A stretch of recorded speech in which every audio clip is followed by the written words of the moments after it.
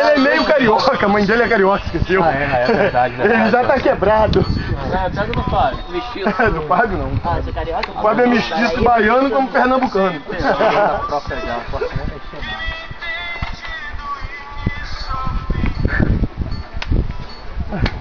Vou fazer a batia primeiro.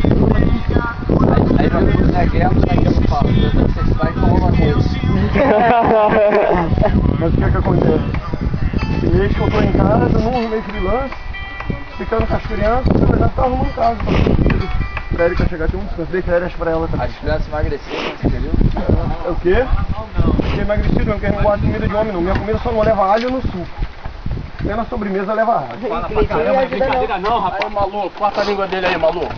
Fecha a corda aí. Viu, ó? Devagar e sempre. Aqui, a feijoada. Devagar e sempre, né? Aí, vou dar um aviso, quem não me ajudar não bebe. Vai lá. Vai dar uma apoio ali, boa. Felicidade! Quando eu descobri que é sempre só você e me entende do início. É só você que me tem. Muda pro meu vício. Aqui eu sinto. Vamos lá, Jesus! Tá vindo? Vamos lá, Jesus!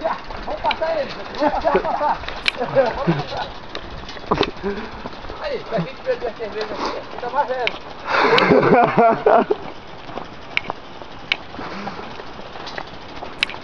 Luizinho, vamos amarrar, Luiz. Ou esse é o último toque?